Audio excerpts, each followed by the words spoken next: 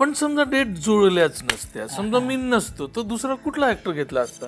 Shoot केल्यानंतर किंवा तेव्हा भरपूर वेळ ना मानेचा खूप प्रॉब्लेम होत होता की मला इकडेच दुखते किंवा मान दुखते. आय गेस तुला तर विश्वास भूतावर नाहीये, आकृतीवर नाहीये, निगेटिव्ह एनर्जीज आहेत, कारण पॉझिटिव्ह पण आहेत. जसं आधी पण मी म्हणालो की आम्ही तिकडे जेव्हा शूट पण करत होतो ना, ते 150-200 वर्षापूर्वीचं कब्रिस्तान होतं, प्रॉपर कब्रिस्तान होतं. मला तर आता कळतं की ते तू मगाशी बोलल्यावर ते कब्रिस्तान होतं, जंगलामध्ये होतं. आणि माझ्या बाजूला येऊन त्या सेटवाल्याने विचारलं, सर तुमची हाईट किती आहे? म्हटलं 5'7". ते म्हणाले 5'8" खड्डा खण रे.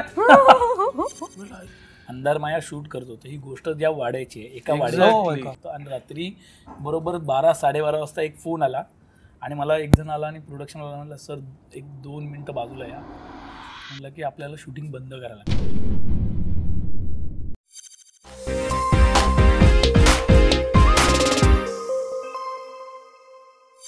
नमस्कार, मी सौमित्र पोटे, मित्रमणे लाईमलाईटमध्ये तुम्हा सगळ्यांचं स्वागत. झी5वर लवकरच अंधारमाया ही वेबसिरीज येणार आहे.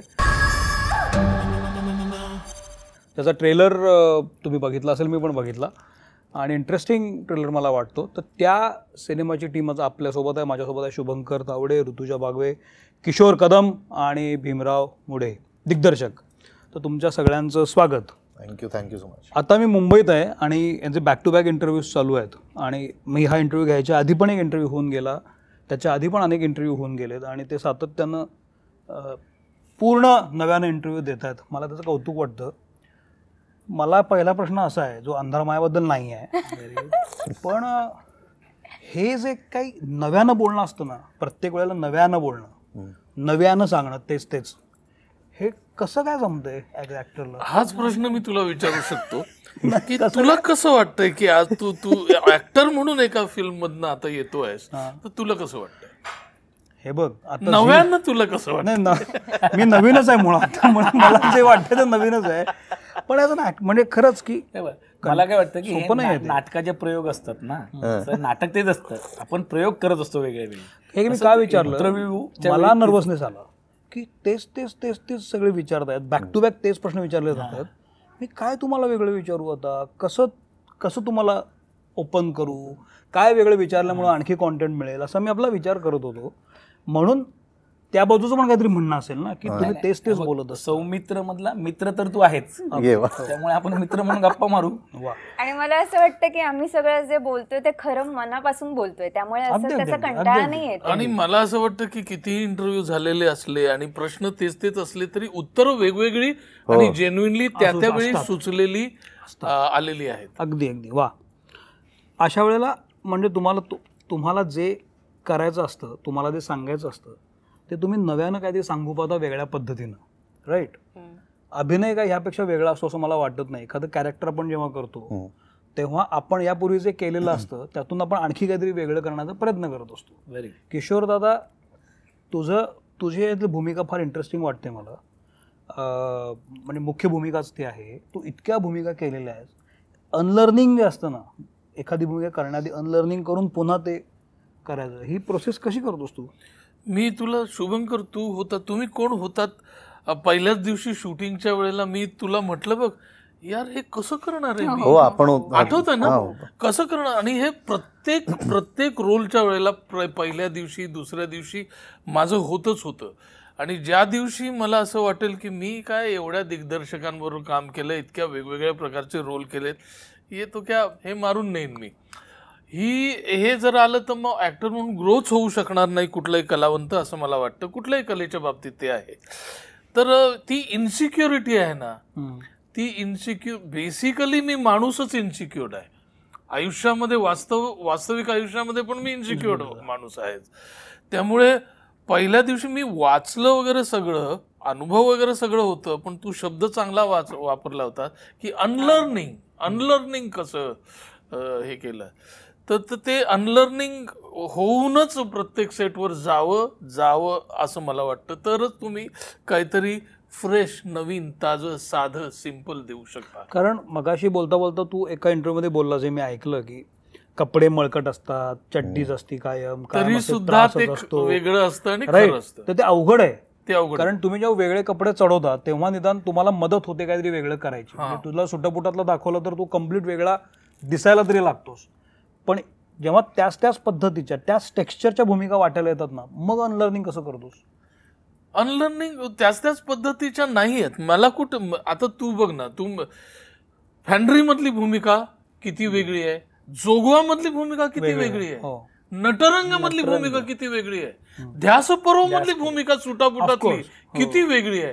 तशी कपडे जरी साधारण म्हणजे रोल कास्टिंग डिरेक्टर, आता तू एका कास्टिंग डिरेक्टरच्या फिल्म मध्ये काम केलेलं आहे, मला सतत आठवण करून कारण ती फिल्म त्याचे रिपोर्ट्स खूप चांगले आहेत आणि मला आहे ना पॉझिटिव्हली एनव्ही होतं. जर एखाद्या चांगल्या सिनेमात मी नसेन ना तर मला एनव्ही होतं. तर तसं मला पुन्हा तुझ्याकडे बघून वाटतं की ह्याला का घेतलं.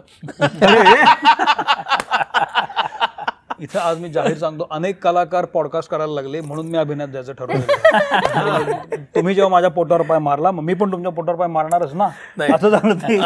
तर अनलर्निंग हे प्रत्येक रोल नुसार होतं असं वाटतं. आता बघ ना, फॅन्ड्री मधला माणूस आणि ध्यासपर्व मधला रदो कर्वे हे वेगळेच आहेत. अगदी अगदी साडी घातलेला जोगवा मधला हा खूप वेगळाच आहे रे.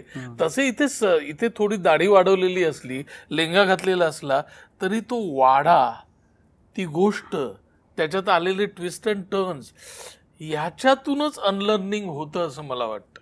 वा भीम, तू या सगळ्याचा कप्तान आहेस, म्हणजे तू जे हे केलेलं आहेस.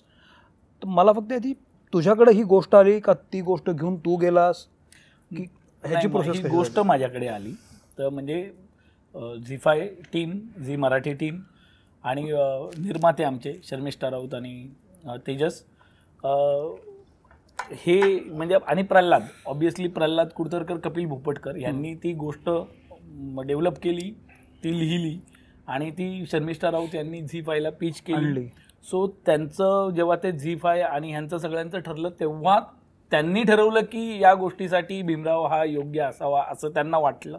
त्यांनी विश्वास ठेवला आणि त्या विश्वासामुळे मी आज इथे आहे. तुझ्या आजवरच्या केलेल्या चित्रकृतींकडे बघितल्यानंतर त्यातले कॅरेक्टर्स फार महत्त्वाचे असतात. विशेषतः त्यातले फिमेल कॅरेक्टर्स पण मला महत्त्वाचे वाटतात. या ट्रेलरमध्ये असं लक्षात येतं की किशोर कदम वेगळ्या भूमिकेमध्ये आहे, दिसतंय, आणखी भावंड पण आहेत 2-4, पण यातल्या महिला फार महत्त्वाच्या वाटतात मला. त्या अर्थात त्या ग्लिम्समध्ये दिसतात तुम्हाला, पण काहीतरी मेजर घडतंय असं दिसतं. तर याच्यामध्ये महिलांचं किती स्थान आहे या संपूर्ण तुमच्या या OTT मधल्या? नाही, काय आहे की ही गोष्ट अंधारमाया जी आहे ना, ती आहे ना एका कोकणातल्या वाड्यामध्ये घडणारी गोष्ट आहे.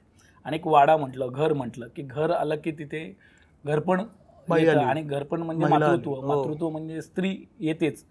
सो त्यामुळे की ही गोष्ट एका वाड्यातल्या माणसांची गोष्ट आहे ही. तर जसं प्रत्येक घरात आई, बाबा, भाऊ, बहीण हे महत्त्वाचे आहेत, तसेच या कथेत सुद्धा ही जी भावंड आहेत, खातू भावंड, गोण्या, ही सगळी जी फॅमिली आहे ती तितकीच महत्त्वाची आहे. त्यामुळे आणि या म्हणजे कुठेही असं नाही, म्हणजे आज जरी आम्ही इथे तिघेजण असले, हे आले आहेत आणि आपण चर्चा करतोय त्यावरती, पण या कथेच्या बाबतीत आहे ना लिमिटेड कॅरेक्टर्स आहेत आणि त्यातलं एकूण एक कॅरेक्टर तितकंच महत्त्वाचं पॅरलल आहे, जे तू म्हणजे रिलीजला बघशीलच की each and every character has a same prominent. So त्यामुळे म्हणजे कास्टिंगच्या दृष्टीने पण ते खूप अवघड होतं. दिग्दर्शक जेव्हा एखाद्या कलाकाराला निवडतो तेव्हा त्याचे निकष काय असतात? इन केस ऑफ अंधारमाया या तिघांबद्दलचे निकष तुझे काय होते? माझं फार मी म्हटलं की मला आहे ना एक पात्र पाहिल्यानंतर, वाचल्यानंतर, म्हणजे जेव्हा मला प्रल्हादने गोष्ट ऐकवली मुळात, तेव्हा तुम्ही फार न्यूट्रल होतो. तेव्हा मी ते जे कॅरेक्टर्स आहेत, गोण्या आहे, कार्तिक आहे, माधवी आहे, मनोज आहे, शलाका, नैना आहे, ह्या पात्रांमध्ये उभा होतो. आणि मग त्यानंतर कोकणात त्या दरम्यान कशी पात्र रचना असू शकते याचा जेव्हा व्हिज्युअल केल्यानंतर उभी राहिलेली जी कास्ट आहे ती सगळी ही कास्ट आहे. सो ते निवडताना पण ते सगळे निकष लावण्यात आलेले आहेत सगळ्यांतर्फेच, की ते पात्र ते त्या खातू घराण्यातलं आहे का, त्या खातू घराण्यातलं वाटेल का, ते त्याच्या अनुषंगाने ही भावंड जी आहेत ती म्हणजे जुळतायत का, त्यांच्यासोबत त्यांच्या ज्या बायका आहेत, सो त्यांच्या बॅकस्टोरी, कारण बॅकस्टोरीज ज्या असतात त्या आपल्याकडे फार कमी दाखवल्या जातात, कारण तो स्पॅन कमी असतो. आणि फिल्म आणि वेब सिरीजमध्ये तर तो नसतोच, आणि तो नसायलाही पाहिजे. तर कारण गोष्ट जी ते तुम्ही आलात तिथून पुढे सुरू होते. सो ते बॅकस्टोरी जी आहे ते तुमच्या पात्रांच्या व्हिज्युअलमध्ये उभी राहिली पाहिजे. सो ते दिसताना जे दिसलं ना, व्हिज्युअल झाले, त्याच्यानुसारच कास्टिंग केलेले आहेत.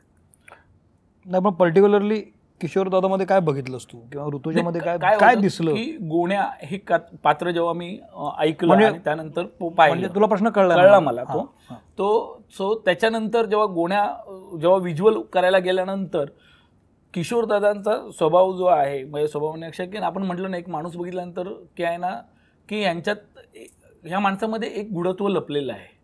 ह्या माणसाकडे म्हणजे किशोर दादा आपल्याला ते जसं त्यांनी म्हटलं तर फॅन्ड्रीतला बाप म्हणून तो एक गरीब दयनीय बाप आपल्याला दिसतो.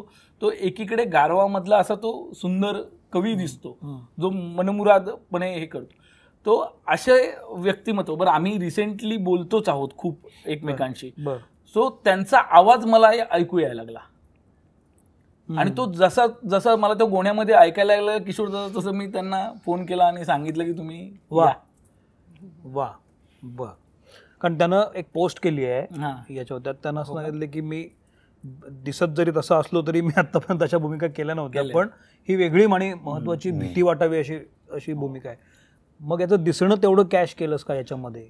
आवाज डेफिनेटली त्यांचं दिसणं, त्यांचा आवाज, आणि सगळ्यात महत्वाचं म्हणजे आहे ना की गोण्या म्हणजे कॅरेक्टरसाठी असणाऱ्या मल्टीलेअर शेड्स आहेत. बरं, त्या शेड्स करण्यासाठी उत्तम अभिनेते. बाहेर यायचं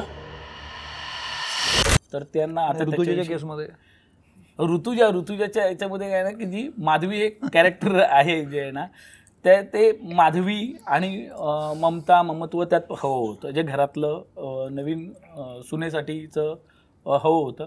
आणि ऋतुजाच्या बाबतीत म्हणजे लास्ट आम्ही जी सिरियल केली, मालिका केली एक हिंदी, त्यामध्ये पण आम्ही एकत्र काम केलं होतं.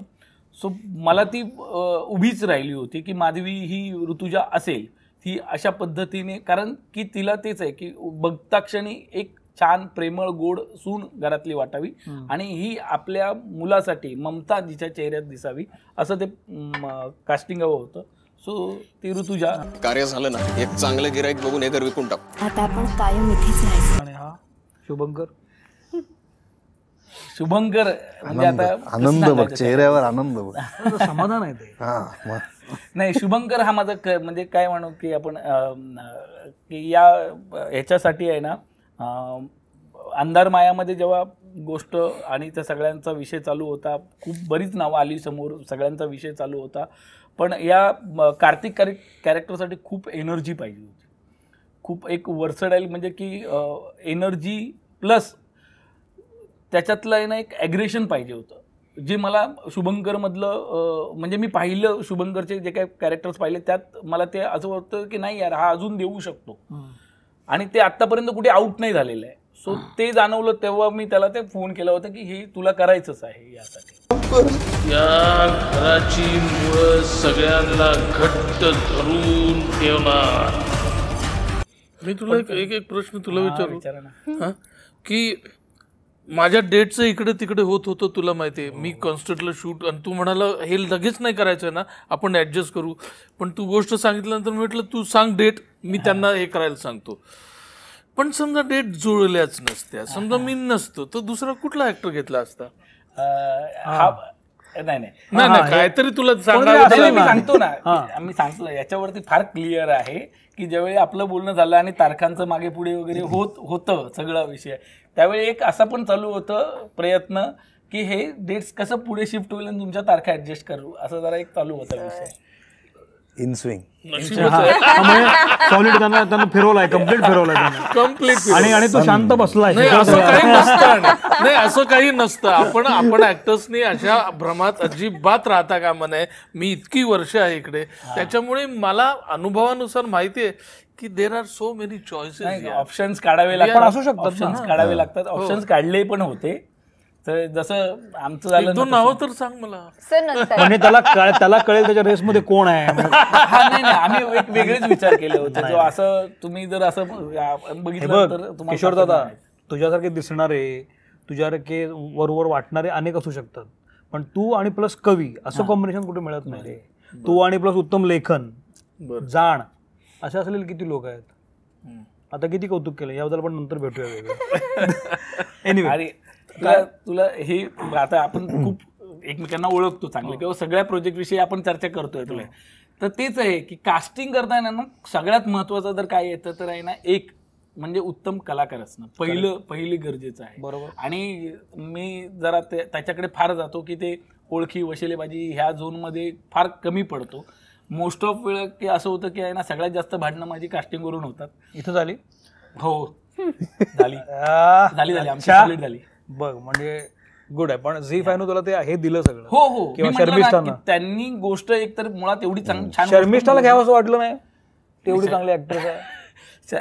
शर्मिष्ठा आहे, ट्रेलर नीट बघ. तेव्हा माझीच बॅट माझीच बॉल माझ्याकडे नाही पण तू तिला बघितल्यानंतर तुला असं कळेल की अरे हे मुद्दामून तिच्यावरती हा डाव टाकलेला आहे. ओके. ऋतुजा, तू बऱ्याच दिवसानंतर पुन्हा मला स्क्रीनवर दिसतेस, बरं वाटतं या OTT झोनमध्ये सगळ्या.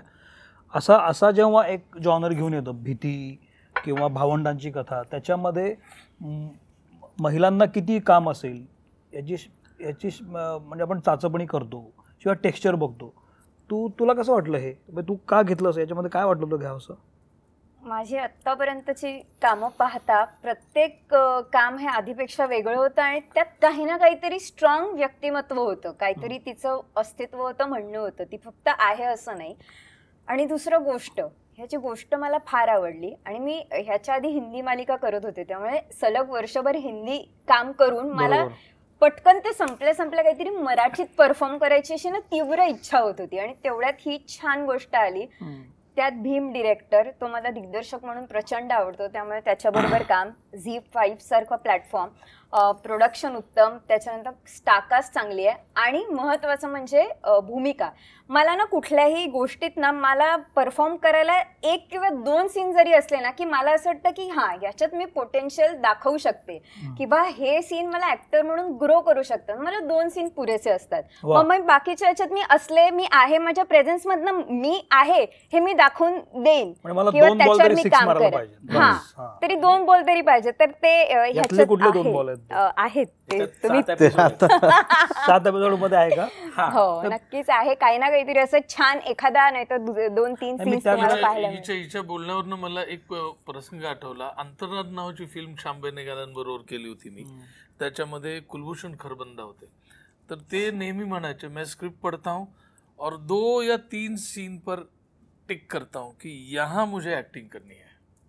हे 2 सीन, हे 3 सीन, जे 3 खेळे आहेत, 3 स्पाईनचं हे आहे, याच्यावर अख्खा रोल, तर मी ते टिक करतो आणि त्याच्यावर जास्त काम करतो. बाकीच्या ह्याच्यामध्ये मी फ्लो मध्ये वाहत असतो. तसंच तिने सांगितलं. आणि त्यातल्या टिक केलेल्या एका सीन नंतर जेव्हा खुद्द सर कौतुक करतात त्याच्यानंतर तर असं होतं की ते आता तुम्ही त्याच्यासाठी तुम्ही पहा अंधार मार. काय बोलायचं येत नाही. मग हे झालं की तुम्ही बघा मग सांगतो, तुम्ही बघा मग सांगतो. तर कसं मग तुम्ही बघा मग? तो सस्पेन्स आहे. आधी दाखवा ना आम्हाला आधी. ते दाखवणार ना तुला 30 तारखेला बघ झी5 वर. तुझ्याकडे येतो, पण आता तू विषय काढलास म्हणून, जसं तू सांगितलंस की प्रत्येक कलाकाराच्या कामाची पद्धत असते. तू कसा भूमिकेचा किंवा स्क्रिप्टवर विचार करतोस?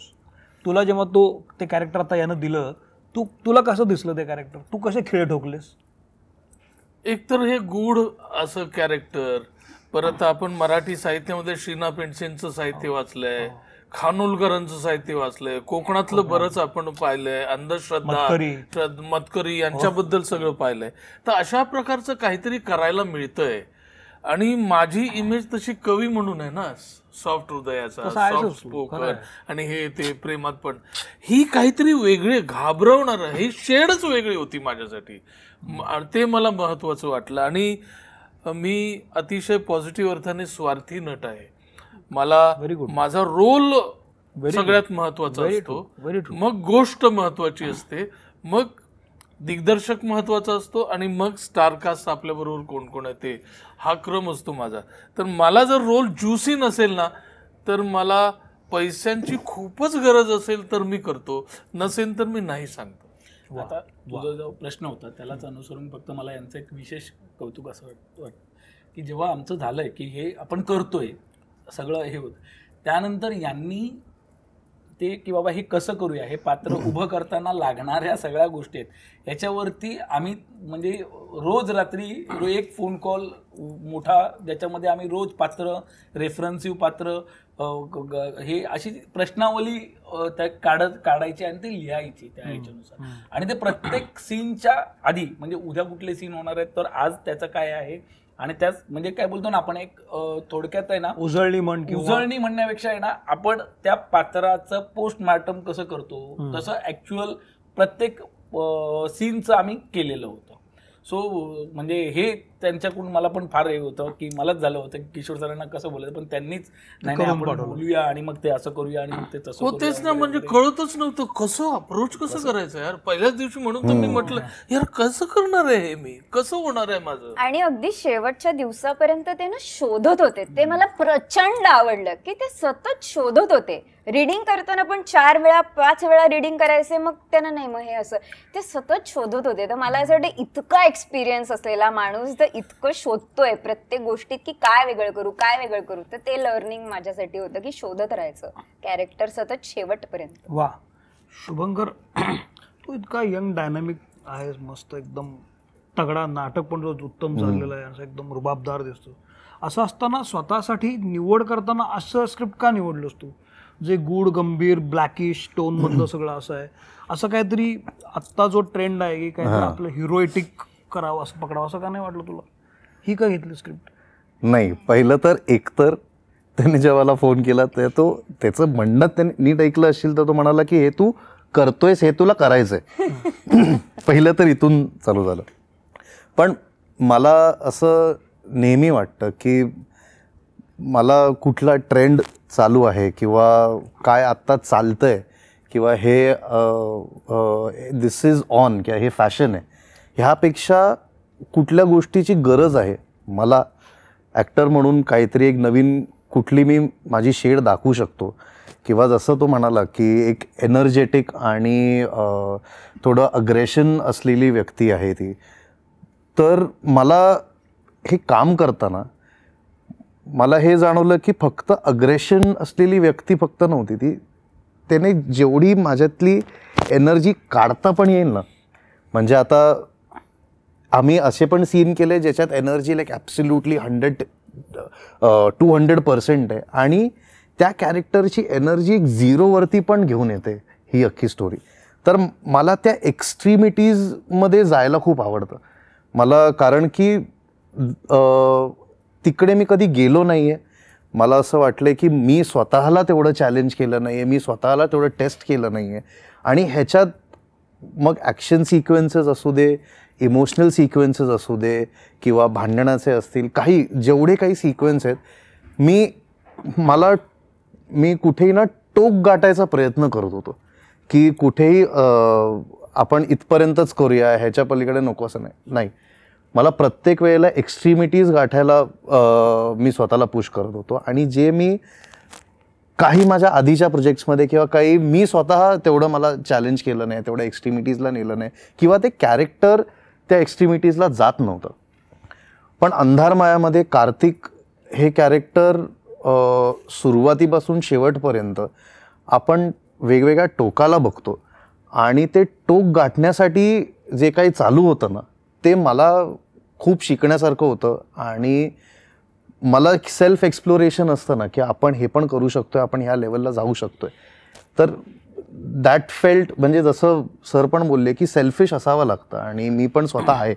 सो त्यासाठी मग या भूमिकेमधला सेल्फिशनेस काय आहे, म्हणजे काय तुला मिळालं? मला आय फील ना की आपण जेव्हा संपतो, म्हणजे आपल्या शरीरातली अख्खी एनर्जी संपली, आणखी मी एनर्जेटिक वगैरे ह्या सगळ्या गोष्टी तर आहेत, पण एनर्जी संपल्यानंतर तुम्ही कसं एक व्यक्ती समोर ठेवता की 0 असल्यानंतर ती व्यक्ती कशी उभी राहते, ती कशी बोलते, त्याचं काय होतं आणि मग कुठल्या एक्स्ट्रीमिटीजला जाऊ शकते ती. सो आता फार काही नाही सांगते ना, बट काही सीन्समध्ये ते मला जाणवलं की मी कदाचित तो आवाज मी कधी तो वापरला नसेल किंवा तो राग कधी वापरला नसेल, ती हतबलता कधी वापरली नसेल, ते हेल्पलेसनेस मी कधी जाणवलं नसेल. ते सो त्या एक्स्ट्रीमिटीज ना, खालच्या एक्स्ट्रीमिटीज मला इकडे खूप जाणवल्या आणि एक एम्प्टीनेसचा की आत्ता मी संपलोय ही जी भावना आहे ना, एनर्जी म्हणून किंवा माणूस म्हणून की आता मला काही सुचत नाही आहे, मी ॲब्सोल्युटली संपलोय, ही भावना मला आधी कुठल्याही कॅरेक्टरमध्ये जाणवली नाही. जी कार्तिकमध्ये जाणवते, जी सिरीजमध्ये होते की हा संपलाय. म्हणजे मला असं जाणवत होतं की आता फक्त मला असं खाली टाकून चेचून थुकायचं राहिलं होतं, एवढं फक्त राहिलं होतं. पण ही एक्स्ट्रीमिटी मला अनुभवायची होती.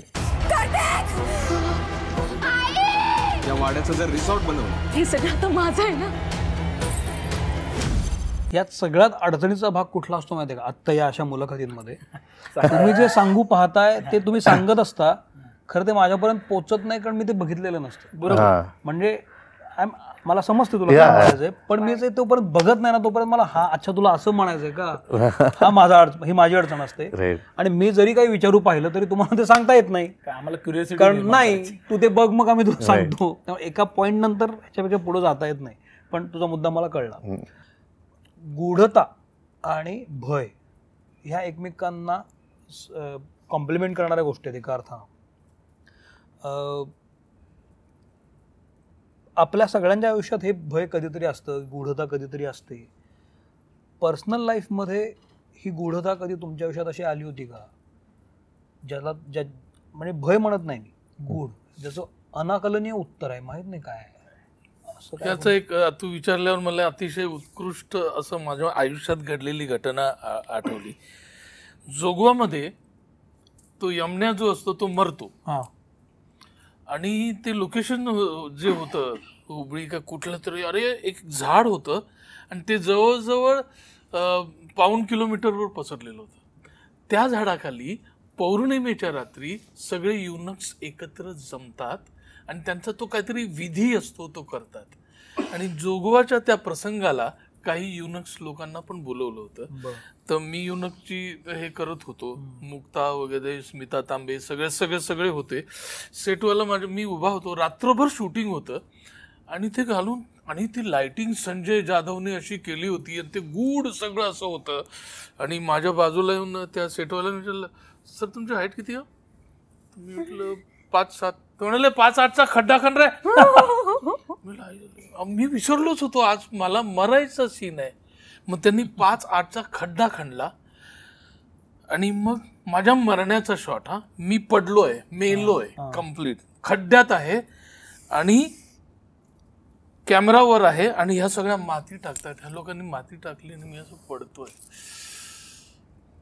आणि त्या क्षणी मला असं जाणवलं की अरे माती पडल्यावर असं वाटतं असं काहीतरी झालं. आणि खरोखरच आणि ह्या सगळ्या कसल्या तगड्या ऍक्ट्रेस भोकाडपासून रडल्या होत्या आणि ते रात्रीचं पडल्या म्हणजे गेलोच होतो मी. आणि शॉर्ट कट झाला, मग मला वर काढलं आणि मग संजय म्हणाला रुको, राजीव पण म्हणाला रुको. नंतर कॅमेरा समोर मला उभं केलं आणि 2 नारळ आणले होते. ते 2 नारळ माझ्यावरनं असे केले, ते जोरात काहीतरी म्हटलं आणि फोडले आणि ते म्हणाले सर असं करा. माझा ह्याच्यावर विश्वास नाही या सगळ्या गोष्टींवर, पण मी म्हटलं नाही हे करना पडेगा. मग मी असं केलं, जवाबी. तर ह्या ज्या अंधश्रद्धा आहेत, हे जे गूढत्व सगळं आहे जगण्या मरण्यातलं, हे आपण रिअल लाईफमध्ये विश्वास नसला तरी कधी कधी आपल्या वाट्याला असं येतं की ते आपल्याला शिवून जातं, आपल्याला स्पर्श करून जातं आणि आपल्याला वी कांट एक्सप्लेन इट. मी आता ह्याच अनुषंगाने एक गोष्ट, आता मी आमचा सेटवरचा किस्सा सांगतोय. अंधारमाया शूट करत होतो. ही गोष्ट ज्या वाड्याची आहे, एका वाड्याची, आणि त्या वाड्याची मालकीनबाई होत्या, त्या आजारी होत्या आणि आम्ही शूट करत होतो, सगळं चालू होतं. आणि रात्री बरोबर 12-12:30 वाजता एक फोन आला आणि मला एक जण आला आणि प्रोडक्शनवाला म्हणला, सर 1-2 मिनटं बाजूला या. म्हटलं की आपल्याला शूटिंग बंद करायला लागणार आहे. म्हटलं की आत्ता म्हणजे काय कसं? सर तुम्ही बाहेर या पहिलं. काय झालं? तर त्या मालकीनबाई आहेत, त्या एक्सपायर झाली. सो आम्ही ॲक्च्युली त्या म्हणजे ही गोष्ट वाड्याची आहे, त्या वाड्यात शूट करतोय, तिथल्या मालकीनबाई ज्या आहेत त्या एक्सपायर झालेल्या आहेत.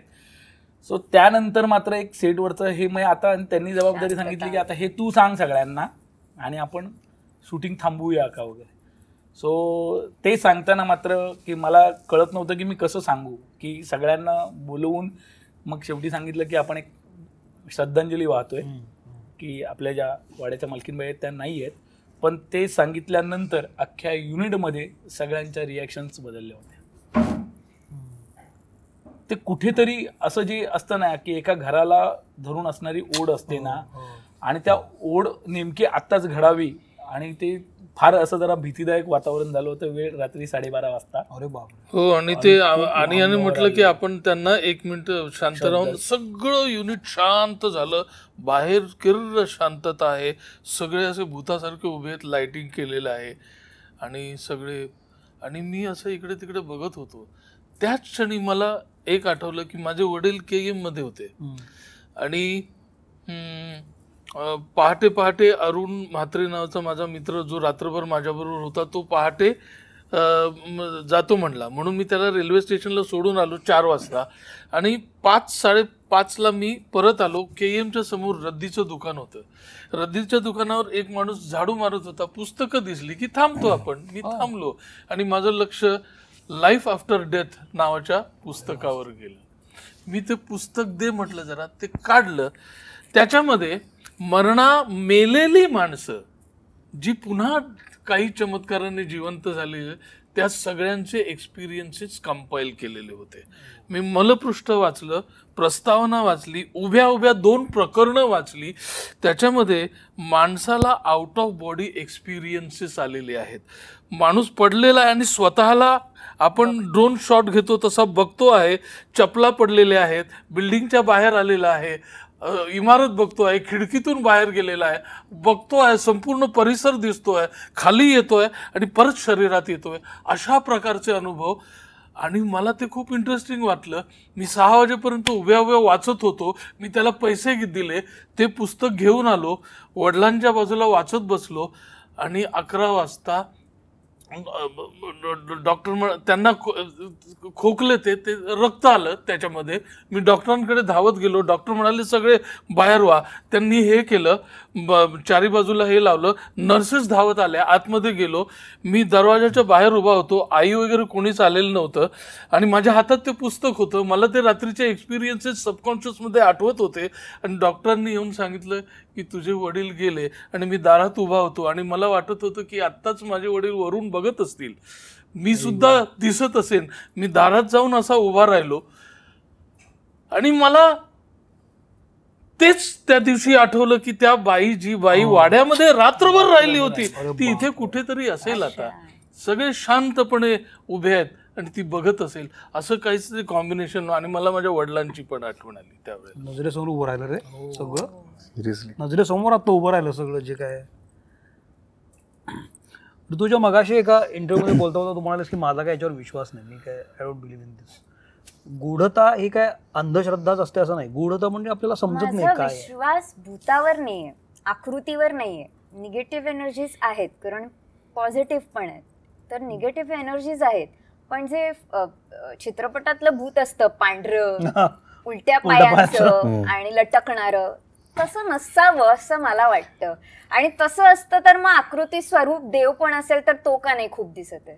बर, जनरली अशा पद्धतीचे जे लोकेशन्स असतात ना, रात्रीची शूट्स आहेत, वाडा असा आहे, गोष्ट तशीच आहे, अशा वेळेला भास पण होतात बऱ्याचदा. असं तुम्हाला काय अनुभव आला होता त्या जागेचा वगैरे? भास असं नाही, पण ना मी नंतर घरच्यांशी पण जेव्हा काही गोष्टींबद्दल बोललो तेव्हा त्यांचं असं म्हणणं होतं हे कदाचित त्याच्यामुळे झालंय की ना मला स्वतः शूट केल्यानंतर किंवा तेव्हा भरपूर वेळ ना मानेचा खूप प्रॉब्लेम होत होता की मला इकडेच दुखते किंवा मान दुखते. आय गेस तुला तर सो ना हे आता अगेन हे कोण कसं परसिव्ह करतंय. पण होत होतं, मी नाही का म्हटलं आपण सगळे म्हणाले असं जे असं घेतलं मी मी असं काहीतरी बेअरिंग घेतलं होतं आणि ते ठरवून ना ते पहिल्या दिवशी काहीतरी झालं आणि असं म्हटलं हे चांगलं आहे यार, आणि तेच पोस्चर घेऊन मी हे, आणि मग माझी पण मान धरली होती. मलाही सो ते पण सांग, घरी मी जेव्हा हे शेअर केलं की मला पण हे दुखत होतं की ऋतुजाला पण होत होतं, तर घरच्यांचं पण ते झालं की खास करून माझी आई पण मला म्हणाली की ते होतं, ते तिकडची एनर्जी काही असते आणि ती असं कोकणात तर भरपूर गोष्टी मानेवर बसतात की ते असतात आणि ते परत आल्यानंतर पण काही दिवस होतं. सो जसं आधी पण मी म्हणालो की आम्ही तिकडे जेव्हा शूट पण करत होतो ना, ते 150-200 वर्षापूर्वीचं कब्रिस्तान होतं, प्रॉपर कब्रिस्तान होतं जिकडे वाड्याच्या बाजूला होतं. तर अगेन हे बघा, शरीर आहे तर ते होता की जेव्हा तिथे ते कब्रिस्तान होतं आणि तिथे मी शूट करतोय, जेव्हा तिथे लोकेशन फायनल झालं त्यावेळी आम्हाला त्यांनी सांगितलं अरे इथे नका वगैरे, पण तसं ते लोकेशन गरजेचं होतं. तर इकडे युनिटमध्ये कुणालाच सांगितलं नव्हतं. आणि नंतर ह्याला कुठून तरी ती टीप लागली रात्री की इथे कब्रिस्तान आहे, आणि ह्याने ती फिरवली म्हणजे ह्याने रिक्षाच फिरवली नंतर. तर नंतर म्हणजे युनिट जे अर्धे अख्खा सगळे तिकडे होते ते अर्धे युनिट गायब. नाही, मला तर आता कळतं की ते तू मगाशी बोलल्यावर ते कब्रस्तान होतं, जंगलामध्ये. सो ते ह्या अशा सगळ्या गोष्टी आहेत. अगेन तुम्ही कसं परसिव्ह करते त्याला, तुम्ही काय कशा प्रकारे त्याला बघताय त्यावरच. श्रद्धा, अंधश्रद्धा, भूत प्रेत हे विश्वास आपण किती ठेवतो त्याच्यावर. तर अंधारमायामध्ये आहे ना, भूत प्रेत थरार हे पेक्षा ना हे एक थरारपट आहे हा. आणि याच्यामध्ये आहे ना म्हणजे खरं आपण बोलतो ना की भूत किंवा अशी निगेटिव्ह एनर्जी पॉझिटिव्ह एनर्जी ही कुठली असते, तर ही प्रत्येक व्यक्ती आणि प्रवृत्ती याच्यामधून जी तयार झालेली असते ना, त्याचा जास्त हा खेळ आहे. सो एक अंधारमायाचा त्याच्यामध्ये या ट्रेलरमध्ये मला एक असं दिसलं की म्हणजे एकीकडे हे सगळे दिनू काकांबद्दल तयारी करतात आणि दिनू काकांना सांगतोय तो की बघा तुझं करतोय मी सगळं, आणि त्याची एंट्री घेतली असं स्त्री पात्र करायचं, ते सुंदर आहे. तर हा कॉन्ट्रास्ट मला फार इंटरेस्टिंग वाटला. एकीकडं एक टेक्स्चर असं अंधाराचं आहे आणि एकदम कलरफुल पण काहीतरी आहे, ते खूप दिसलेलं नाही आहे पण ते आहे काहीतरी इंटरेस्टिंग. तर त्याचा रोल किती आहे, ती घेते का त्याच्यामध्ये? 100% आहे, कारण गोष्ट आहे नाही कोकणातली आहे आणि कोकणातला माणूस हा कलेमध्ये जास्त रमतो. आणि दशावतार म्हणजे हे एक अविभाज्य भाग आहे. सो दशावतारी कलाकारांचं आयुष्य जगणं जे असतं ना, ते आपल्याला जेवढं कलरफुल दिसतं ना त्याच्या मागे खूप डार्क असतं, त्याच्यामध्ये खूप वेदना असतात. आणि खरं तर ह्या मालिकेच्या म्हणजे आपल्या वेब सिरीजच्या निमित्ताने जेव्हा अभ्यास करायला लागलो ना, म्हणजे मी एक कादंबरी वाचली होती, आपलं बोलणं झालं होतं, मी आहे ना गारंबीची राधा नावाची एक कादंबरी वाचली होती. म्हणजे मी MD कॉलेजमध्ये असताना आणि सहज म्हणून गेलो आणि तिथल्या एका लायब्ररीतनं पुस्तक काढलं आणि वाचायला लागलो. तर ते एका दशावतारी नटावरती होतं, कलाकारावरती होतं. सो ती कादंबरी मला पुन्हा अख्खी सगळी डोळ्यासमोरून गेली. पण हे तितकंच वास्तव आहे की जिथे म्हणतो ना आपण की विदूषक जेवढं त्याच्या चेहऱ्यावर स्माईल तेवढंच त्याच्या मागे दुःख. खरं सेम आहे. दशावतार जेवढा कलरफुल दिसतो ना तेवढंच त्याच्या मागे खूप डार्क शेड आहे. मग ते त्यांचं दुःख पण दिसणार आहे का? तर दुःख दिसण्यापेक्षा आहे ना दशावतार आणि त्याला धरून असणाऱ्या अवकाश म्हणजे ते जग हे या अंधारमायामधलं एक पॅरलल जग आहे. वा, शेवटच्या टप्प्याकडे आलोय आपण. एकीकडे OTT मध्ये इतके कसून बांधलेल्या स्क्रिप्ट्स आपण आणत असतो, म्हणजे त्याचं एपिसोड करताना पण हुक पॉईंट बरोबर आहे की नाही, तो किती आत घुसला पाहिजे, सगळं त्याचा ग्रामॅटिकलला पण विचार करत असतो आणि आपण एपिसोड आणत असतो. लोकांचा प्रतिसाद जो या OTTला मिळाला पाहिजे मराठीमध्ये तो तेवढा मिळतोय का, एक. आणि दुसरी गोष्ट, लोकांना ही गूढ कुतूहल किंवा थरार जो आहे तो किंवा क्राईम वी कॅन से हे हवं असं नेहमीच वाटत आलेलं आहे, हे आणखी वाढलंय का? तुमचं ऑब्झर्वेशन काय आहे? तुम्ही OTTच्या बाबतीत, ओव्हरऑल OTTच्या बाबतीत किंवा मी मराठी OTTच्या बाबतीत म्हणेल तर खरं तर आपल्याकडे दुरावस्था आहे. आपल्याकडे OTTसाठी काही एक वर्षांपूर्वी एकच एकमेव चॅनल होतं, ते आता बंद आहे. बाकीचे जे प्रथितयश चॅनल्स आहेत त्यांनी मराठी घेणं बंद केलेलं आहे. आणि अशामध्ये झी5 सारखं चॅनल जेव्हा प्लॅटफॉर्म एक अशा पद्धतीने प्लॅटफॉर्म उभं करतंय, ही खूप मोठी गोष्ट आहे. आणि नक्कीच ही पुढच्या म्हणजे त्या नवीन सत्राची नांदी आहे. सो जर असं मोठं प्लॅटफॉर्म जर मराठी सारख्या प्रादेशिक भाषेंमध्ये जर का अशा पद्धतीचे प्रयोग करतंय, याचा अर्थ मराठीमध्ये तितकं ताकदवर कंटेंट आहे, पोटेन्शियल आहे. आता प्रेक्षकांपर्यंत पोहोचवण्यासाठी काही प्लॅटफॉर्म्स मागे पडले. सो ते मला वाटतं की झी5ने ती बाजू उचलून धरलेली आहे आणि ते तितक्याच ताकदीने आता पोहोचवत आहेत. तिसरी गोष्ट की OTT चित्रपट आणि ह्या सगळ्यांच्या बाबतीतच म्हणायचं झालं तर बरेचदा बोंब होते की अरे मराठीकडे बजेट नाही किंवा हे प्रेक्षक जात नाही आहेत. तर मराठी प्रेक्षकांना मल्टिपल कंटेंट बघायला मिळतो, तो वेगवेगळ्या लँग्वेज मधला त्यांना बघायला मिळतो आणि ते बघतात. मराठीमधला जर नाटक हे उत्तम चालू शकतं मराठीतलं, तर वेब सिरीज घ्या, चित्रपट घ्या, हे उत्तम चालणारच. ह्या म्हणजे मी हे आणि आता आपण पॉझिटिव्हली बघतोच आहोत चित्रपटाच्या. आता थांबायचं नाही, उत्तम चालला. आता तुमच्या एप्रिल मे चित्रपटाच्या अनुषंगाने पण मी म्हणेन गुलकंद पण चाललेलं आहे, गुलकंद चाललाय.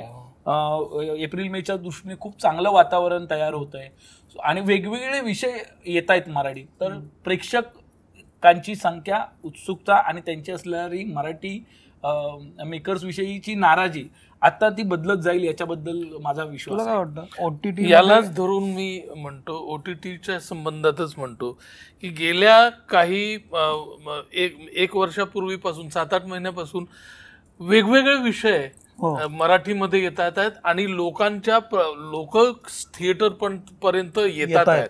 म्हणजे आता थांबायचं नाही चालायला लागलाय, गुलकंद चालायला लागलाय, देव माणूस बघायला काही लोक आले. हे वेगळं म्हणजे आपण आता साऊथ इंडस्ट्रीकडे बघायचो की विषय वेगळा आहे, त्यांची भाषा वेगळी आहे, तरी सुद्धा आपल्याला सबटायटल शिवाय सुद्धा त्या फिल्म्स आवडतात. तसा प्रयत्न गेल्या 7-8 महिन्यामध्ये OTTवरनं आणि सिनेमामधनं मराठीमध्ये व्हायला लागलाय. आपण बिहारची स्टोरी OTTवर पाहतो, पंजाबची स्टोरी OTTवर पाहतो, तर मला वाटतं ही कोकणातली स्टोरी मराठी प्रेक्षक त्यांना आवडेलच, परंतु परभाषिकांना सुद्धा आवडेल. इतकी कॅमेऱ्याची भाषा, दिग्दर्शकाची भाषा आणि परफॉर्मन्सने सजलेलं हे प्रकरण आहे असं मला वाटतं. मी याला फक्त एक गोष्ट ऍड करू इच्छितो की आहे ना, ही गोष्ट आता प्रातिनिधिक म्हणून आपण ती कोकणातली एका वाड्यातली याची गोष्ट, पण ही महाराष्ट्रातल्या कुठल्याही घरात होणारी गोष्ट आहे. तिथल्या प्रत्येक पात्र म्हणजे बोलतो ना आपण की नात्यांमधली गोष्ट आहे की एक आजोबा आहे, एक बाप आहे, एक नातू आहे, त्यांच्या घरातल्या म्हणजे बायका आहेत, सुना आहेत, लग्न झालेल्या बहिणी आहेत, ह्या कुटुंबाची गोष्ट आहे. सो कुठेही घडू शकतं महाराष्ट्रात. तर ते महाराष्ट्रातल्या संबंध प्रेक्षकांसाठीची ही म्हणजे गोष्ट आहे. वा, तुझ्या तू मालिका पण करतेस, तुला नाटक पण माहिती आहे आणि आता OTT पण माहिती आहे. तर OTT मध्ये जेवढा विचार होतो एखाद्या स्क्रिप्टचा, कारण तुम्ही हुक केल्यानंतर लोक निघून जातात, ते काही बांधील नाहीत, तर ह्या तिन्हीमध्ये तू जास्त कम्फर्टेबल कुठंच असं वाटतं तुला? नाटक, कारण मी ते खूप वर्ष करत आले एकांकिका स्पर्धांपासनं आणि अनन्या नाटकाचे 300 प्रयोग केले. तर नाटक मला जवळच आहे. आईच्या कुशीत जितकं सेफ वाटतं तितकं मला ते तिथे वाटतं. आणि आजही मराठी नाटकाला ऑडियन्स तितकाच आहे आणि भरभरून प्रतिसाद मिळतो, तो कधीच कमी झालेला नाहीये.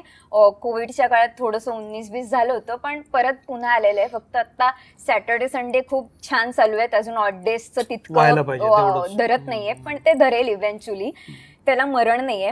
OTTचं मला असं वाटतं हे जागतिक प्लॅटफॉर्म आहे, ते जागतिक एक मराठी कलाकृती पण जगात सगळे बघू शकतात. पण मला असं वाटतं रीच कमी आहे असा की मराठी लोकांनाच माहित नसतं की मराठी सिरीज येते, मराठी असा कॉन्टेंट बनवला जातोय. तर मला असं वाटतं रीच आणखीन जास्त वाढला पाहिजे किंवा त्याचा प्रचार जास्त झाला पाहिजे. म्हणजे आपण आपल्या पद्धतीने करतोच, पण तरीही तो कुठेतरी कमी पडतोय असं मला वाटतं. ओके, तुला सिनेमा महत्वाचा वाटतो, OTT महत्वाचा वाटतो? तुला काय वाटतं आता पुढं घोडदौड करायचं कशातनं केली पाहिजे? आता ना म्हणजे आता जेव्हा जेन झी बद्दल आपण बोलतो आणि ज्या प्रकारचा आता एक ऑडियन्स निर्माण झालेला आहे, तो ना खूप लवकर त्याच्यामध्ये खूप चेंजेस होत आहेत त्यांच्या आवडीनिवडींमध्ये. म्हणजे आत्ता काही महिन्यांपूर्वीच बघत होतो की नो ब्रेनर गोष्टी ज्या आहेत ना, ज्याला आपल्याला फार काही आपल्याला विचार नाही करायचे, मी बघणार फक्त, it is just brain rot, फक्त बघणार, मला मजा येते, त्याच्यावरती भरपूर लोक इन्व्हेस्ट करत होते. त्याच्यामध्ये भरपूर लोक आपला वेळ, पैसा, भरपूर गोष्टी इन्व्हेस्ट करत होते. बट आत्ताही